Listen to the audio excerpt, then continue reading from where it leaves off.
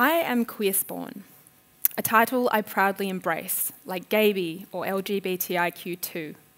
These are words that are created by people with LGBT parents to describe themselves. But they're more than just descriptors. These are words of celebration. They say we are here and our numbers are growing. For me, it's an acknowledgement of my cultural identity. Indeed, I feel one of the culturally queer. I didn't always feel this comfortable in this identity. As a child, I used to reach for the gentle nods of society, some rock-bottom acknowledgement that my family was not screwed up. To inquiring strangers, I'd offer digestible glimpses of my ordinary home life, like, Mum makes great lasagna on Tuesdays, in search, of the public's confirmation that my family is as good as any family, or at least as normal as yours.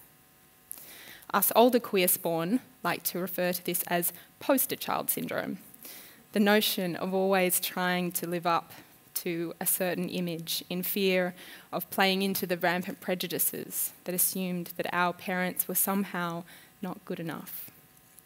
Now, I realise that it isn't really doing justice to my queer family to simply assert our normacy. Normal suggests an approximation that ignores the very qualities that make my family what it is, a family created and sustained by two strong women who refused to let conventional wisdom dictate who and how they would love.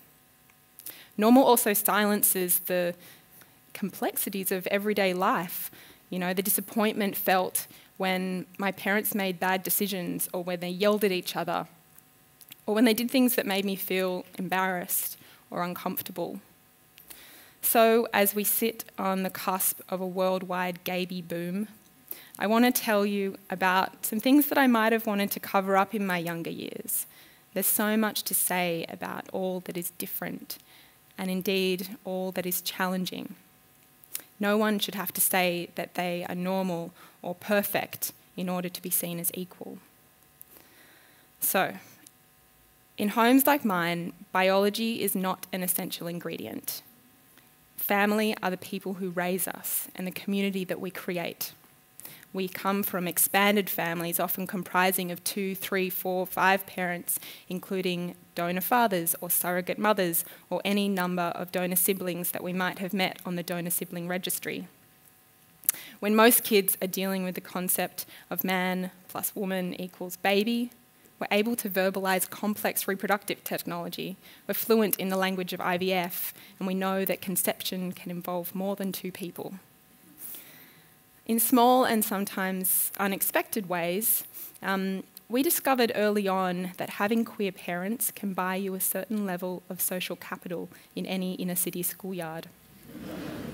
Like the time when I was hoisted on Liz's shoulders and cheered all the way up Oxford Street in Sydney's gay and lesbian Mardi Gras parade. There was a year that we went as a Japanese geisha family. And then there was another year that we went as a 70s rock band with placards that read, "Mummy too, Daddy who?" Everyone at school wanted to be in that parade. Then, when puberty hits, children in queer families are generally more open and fearless when it comes to exploring our sexuality, which doesn't mean that we're more likely to be gay, but it does mean that I knew that anyone who I brought through the front door would be an acceptable lover. Then, actually, when I turned 16 and I got my first boyfriend, I was quite horrified at the prospect of leading a life of what I perceived to be dull heterosexuality. Then there's the fact that kids in our families have to conceal their families sometimes, and it's often not acknowledged that we also have to come out for our families. I distinctly remember the first time I witnessed my mum come out hide the identity of my mum, of my other mum. And I was about 5 and we were shopping and we walked into the butcher's shop and my mum leaned over the counter and she said, "Just a kilo of bones for the dog," to which the butcher, who was this sort of gruff, muscly man, said, "Oh, ain't your husband getting lucky tonight? Would you like some chops with that?"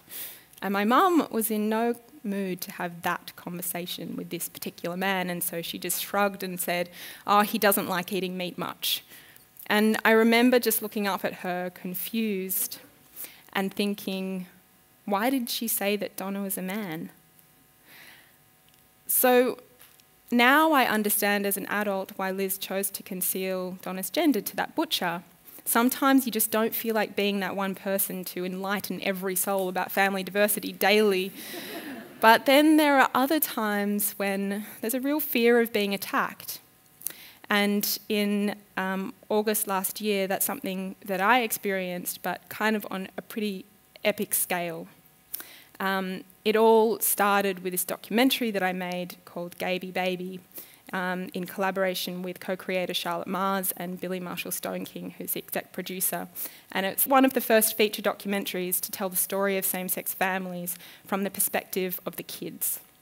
And before I explain what happened, I'd like to show you the trailer.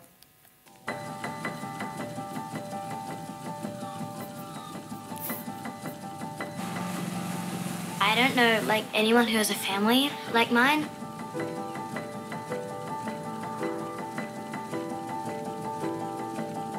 Same-sex couples cannot simultaneously provide both mothering and fathering skills that a child desperately needs.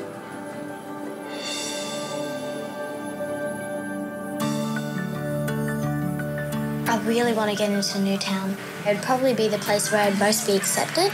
I am on the long road to puberty when you become a man. I think it's okay to lie about having two dads. My mom has told me about the priest at church telling us that mom is sin against God. It's not normal. You're not normal. The kind of things which go around my head. But I don't really know when you're manly. Personally, I think that God made everyone to be who they are.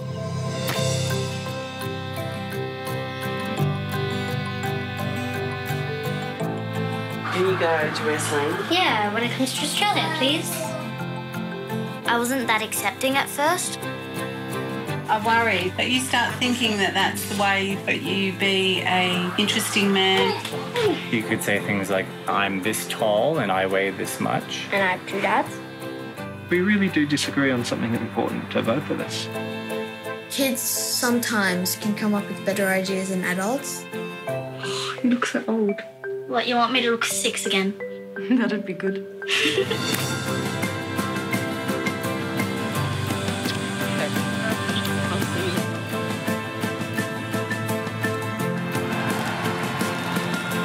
The people who raise you and make you who you are today are your family.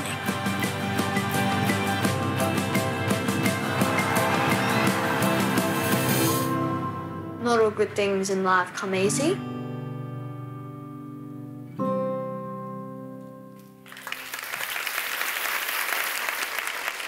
So this is a film about kids, and so we decided that we wanted to screen to Australia's youth first in a mass screening in schools across the country 1 week before our cinema broadcast. And that was on a day called Wear It Purple Day, which is all about celebrating LGBTI youth in schools.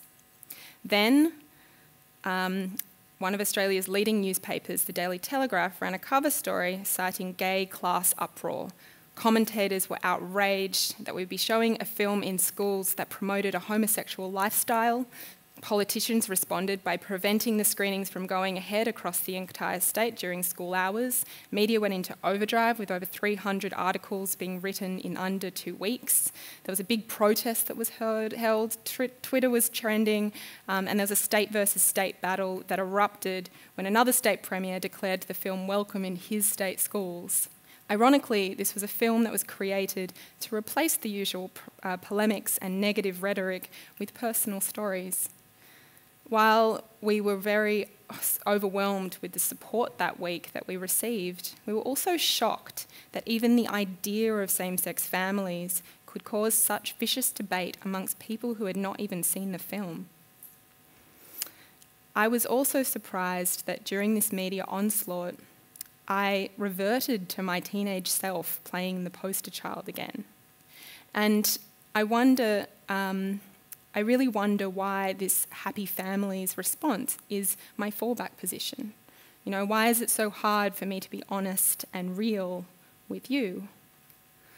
Open, vulnerable conversation cannot develop while my family stands on the defence. But I do think that it is the way forward. So I'm going to try and ignore my usual instinct to protect and say that in truth, I am equally who I am because of the struggles within my family and those families that are close to me. Right now, I know multiple queer couples that are in the midst of painful separations, and it's really upsetting. Courts might have to be involved and custody rights allocated because parents cannot settle it between themselves. For some, it's all too easy to blame the parents' queerness as the issue, but of course it isn't. Actually, same-sex couples just screw up as much as heterosexual couples. And the truth of that actually hurts because in all of the campaigning that I've been doing for family equality, I actually thought maybe we were better at it. Naively, I thought the trust and negotiation built between two people on a more equal gender footing made for better relationships. But I was wrong. Parenting is challenging and confronting whoever you are, and no one can predict who among us will be able to maintain the types of relationships that are stable and loving in order to raise kids. So I want to ask everybody here today to come back to basics with me. The way I see it, the lack of acceptance for my family is symptomatic of the underlying inequality between men and women, and this idea that mothers and fathers bring different things to a growing child.